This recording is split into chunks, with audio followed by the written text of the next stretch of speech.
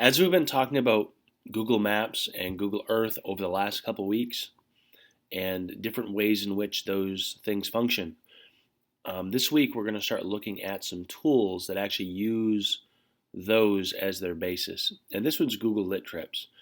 This one is focused on taking actual visual trips based upon the stories or the literature that you may use in your classroom. For example, if you're reading Around the World in 80 Days, the Google Lit Trip actually takes you to all of those locations talked about in the book. So let's get started here. What we're going to do is we're going to weed through all of the information that's on this screen and look at the one right here on the left-hand side, almost halfway down, that says Getting Started. If you click there, like I just did, it actually gives you a step-by-step process as to how to actually register, which is free. And then if you don't have Google Earth installed on your computer, which all of you should have, I believe, but if for whatever reason you don't, here's a link to the software that you can download, which is also free. Then it gives you a direct link to the variety of lit trips that are currently created right now that you have a choice from. And then finally, the page where you can actually request that lit trip. And what it's going to do is, once you have figured out which one you would like and you've requested it, it's just going to email you the file. And you'll click on it and open it up. And usually it's a folder that has the files that you need for this lit trip in it. You just click on it to open it up. It'll open up in Google Earth. And then you actually get to navigate through it.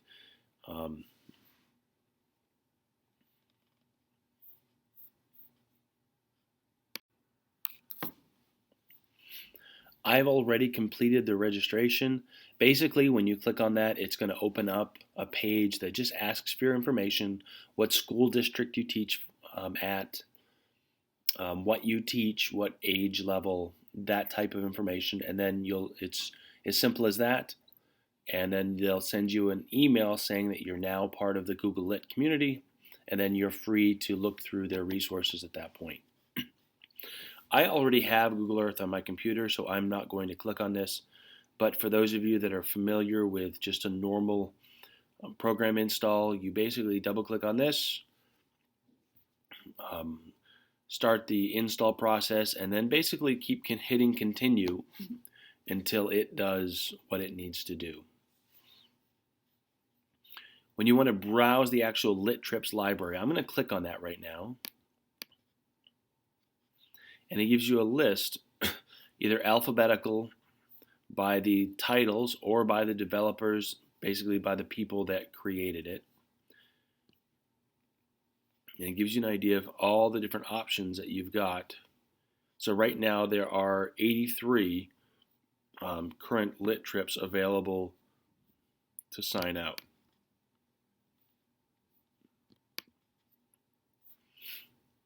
Now I'm going to go back to the previous page.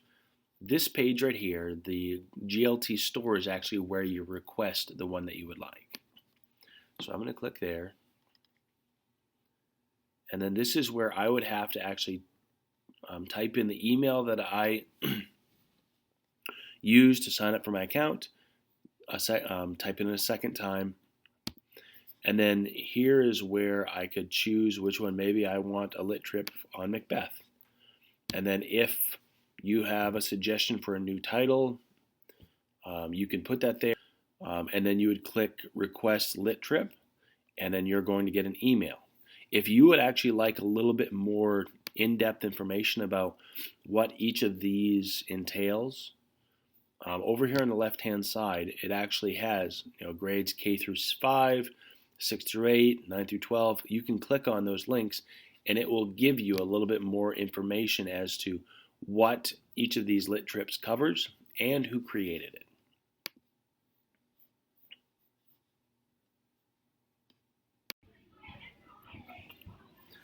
As I mentioned, when you request a specific title, you're going to get an email from Google. And there are two major versions of Google Lit Trips, and they open slightly differently. I've requested a couple here. One was back in early January when I started planning for this, and that one is for the book Around the World in 80 Days. And here's the link, and when I click on it, it's going to open a page in a tool called Tour Builder, which is actually the other tool that we were looking at this week. And it allows you either in a small pane view like this, or to click down in the bottom corner here to see full view, pictures that are associated with each of the steps along the way with this book. If you look down the left-hand side, they start in London and then continue through different places in London, then on to Egypt, Bombay, Allahabad, and so on until it makes it to the end of the book. Now, you can either click down the left-hand side for each of these, and it will, as you can see on the right, it'll relocate you to that location on Google Maps. You can actually use all of the tools that we've talked about in Google Maps to zoom in, to zoom out, to actually dangle the little orange person over the streets of today to see what these historical places look like now, like it is right here. You can also use down here on the bottom right hand side these blue buttons, the next and the back buttons, to navigate as well. Each one of these, the person who created this, has included a historical photograph up here on the left, information. They actually have links to different pieces of information outside of your lit tour, and that also contribute to the story. And this continues for each of the slides of this tour, using Google Maps to actually visualize the different places that were visited, so that as you're reading through, if they're talking about historical elements or places or things that they see in the story, the kids can actually see visually what that looks like in real life. The second version of a lit trip is one that actually opens right in Google Drive.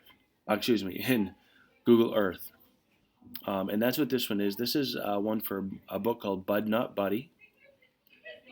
And if I click on it, what it's going to do is down in the bottom left-hand corner, it's going to download a copy of a file. All I have to do is double-click on it. And I'm using Chrome. If you're using a different browser, this is probably going to download into your downloads folder, especially if you use Safari or Firefox. If you're using Chrome, then it's going to be across the bottom here. But I just double click on that, and it's going to open up a file, and it's called a KML file, and that's basically just the file name for Google Earth files. So if I double click on this,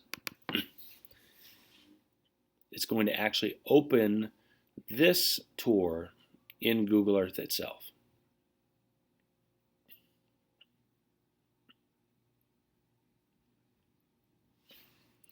Now I'm going to close this pop-up window at the beginning.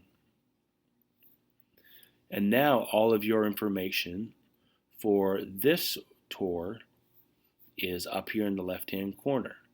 All the different places that are discussed in the story.